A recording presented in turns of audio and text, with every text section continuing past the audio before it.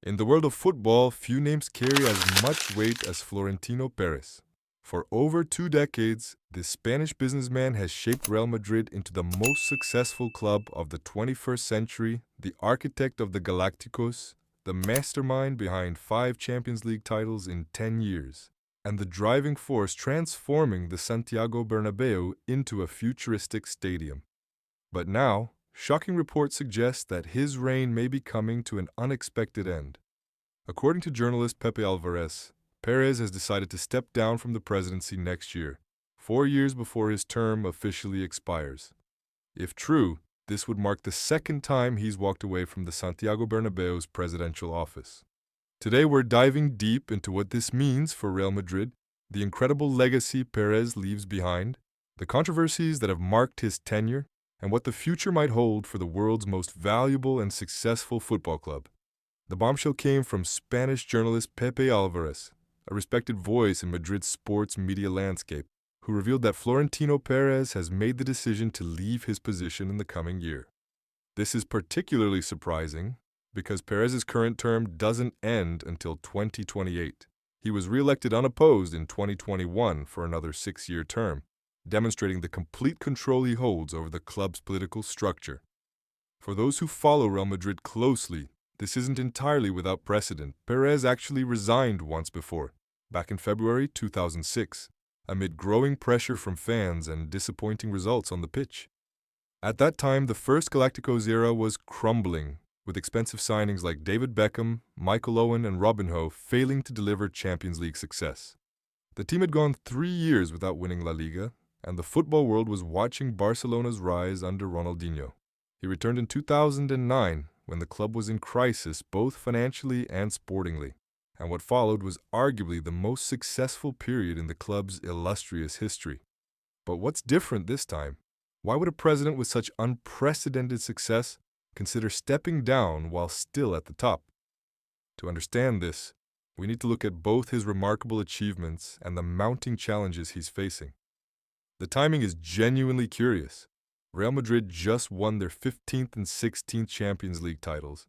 They've secured the signing of Kylian Mbappe after years of pursuit. They're moving into their newly renovated Bernabeu stadium that promises to generate massive revenue. And they've assembled one of the most exciting young squads in Europe. So what's really going on behind the closed doors of the Bernabeu? Let's investigate. Let's talk about the numbers first, because they're absolutely staggering and paint the picture of an unprecedented era of success. Across his 2 terms as president, first from 2000 to 2006, and then from 2009 to the present, Florentino Perez has overseen 37 major trophies in men's football. But it's the last decade that truly defines his legacy and cements his place among the greatest club presidents in football history. 5 Champions League titles in 10 years, an unprecedented run of dominance in Europe's premier competition. From 2014 to 2018, Real Madrid won 4 Champions Leagues in 5 years, including 3 consecutive titles from 2016 to 2018, something no other club had achieved in the modern era. They called it La Decimotercera, La Decimoquarta, and so on, each victory adding to the legend. They added a 15th European Cup in 2022, with an incredible campaign that saw them overcome PSG, Chelsea, Manchester City, and Liverpool, all in dramatic fashion. And then came the 16th in 2024, extending their record as the most successful club in European football history. 5 Club World Cups. Real Madrid became the first club to win this trophy 5 times, establishing themselves as the undisputed kings of world football. While some critics dismissed this tournament, for Perez it represented Madrid's global dominance and commercial appeal. 4 La Liga titles, including crucial victories in 2012, 2017, 2020, and 2022, while Barcelona dominated domestically for certain periods, particularly during their Messi-inspired peak. Perez's Madrid remained competitive in Spain while excelling in Europe, often prioritizing continental glory over domestic consistency. But Perez's impact goes far beyond the trophy cabinet. He fundamentally transformed Real Madrid into a financial powerhouse, consistently ranking as the world's most valuable football club, with revenues exceeding 800 million euros annually. He brought in generational talents through calculated blockbuster signings. Cristiano Ronaldo for a then-world record fee, who would become the club's all-time leading scorer. Gareth Bale, Luka Modric, Toni Kroos.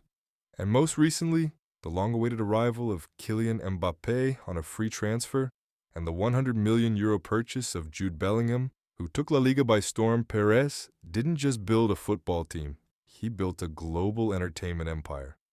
The complete renovation of the Santiago Bernabeu represents his vision for the future, a stadium that functions 365 days a year, hosting concerts, events, and generating revenue streams far beyond match days. The retractable roof, the 360-degree video screen, the underground parking, this is Perez thinking decades ahead. He also spearheaded the controversial European Super League project, positioning himself as a revolutionary figure, willing to challenge UEFA's monopoly on European football. In April 2021, he announced the formation of a breakaway league alongside 12 of Europe's biggest clubs. The backlash was immediate and severe. Fans protested, governments threatened intervention, and clubs began withdrawing within 48 hours. Yet Perez remains committed, arguing that football's economic model is broken and that the Super League represents the future of the sport. But this controversy is just one of many criticisms leveled at his presidency. Some argue that his Galactico policy, signing the biggest names regardless of team balance, has sometimes hindered sporting success. The first Galacticos era, despite its commercial triumph, only won one Champions League. Critics point to the sale of beloved players like Raul Gonzalez and Iker Casillas, club legends who left under controversial circumstances. There's also the criticism that he prioritizes attacking stars over defensive stability, leading to Madrid sometimes looking vulnerable despite their firepower. The managerial carousel has been relentless. Jose Mourinho, Carlo Ancelotti, twice, Rafael Benitez, Zinedine Zidane, twice, Julen Lopetegui, Santiago Solari, the list goes on.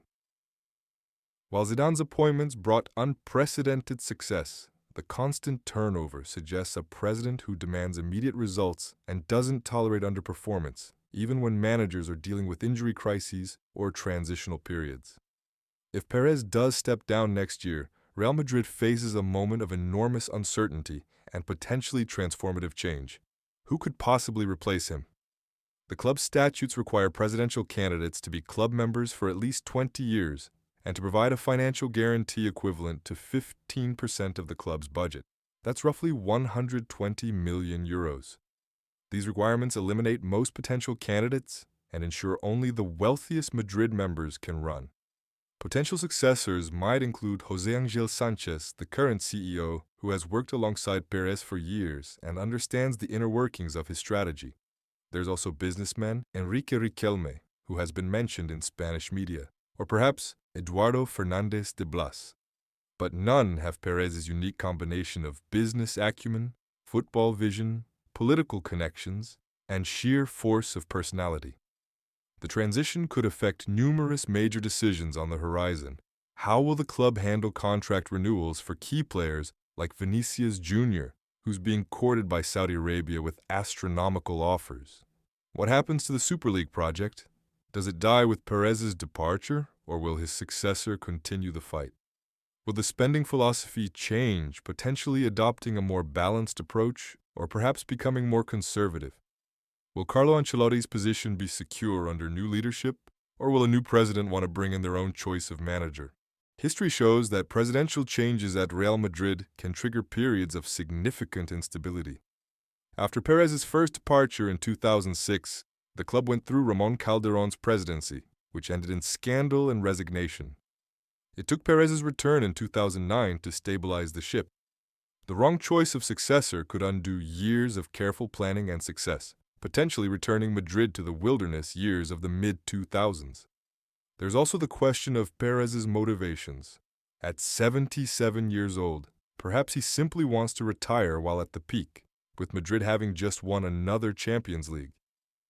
Unlike his first departure, which came under pressure, this would be leaving on his own terms, with his head held high. Or perhaps there are health concerns or family considerations, or simply the exhaustion that comes from running one of the world's most scrutinized institutions for more than 2 decades. Whether Florentino Perez actually steps down next year or serves out his full term until 2028, one thing is absolutely certain. Whenever he leaves, it will mark the end of an era unlike any other in Real Madrid's history. His impact on Real Madrid and world football is undeniable and will be studied for generations. Love him or hate him, and he certainly provokes strong opinions on both sides, he's been one of the most influential and transformative figures in the sport for a generation. He took a club that was in financial trouble and turned it into a billion-euro enterprise. He won more Champions League titles in 15 years than most clubs win in their entire history. He brought the biggest stars in world football to the Bernabeu and made Real Madrid synonymous with glamour, success, and ambition on a global scale. But he also leaves questions unanswered. Will the Super League ever become reality? Can Madrid maintain their dominance without his iron grip on the club's direction? Who will dare to step into those enormous shoes? For now, we watch and wait to see if these reports from Pepe Alvarez prove true. If they do, we'll witness history as Real Madrid prepares for life after Florentino Perez. Uncharted territory for a club that has known little else but his leadership for the past 15 years. The next chapter of Real Madrid's story is about to be written, and it could be the most fascinating one yet. What do you think? Should Perez stay and finish his term? Or is it time for fresh leadership to guide Real Madrid into a new era? Let us know your thoughts in the comments below.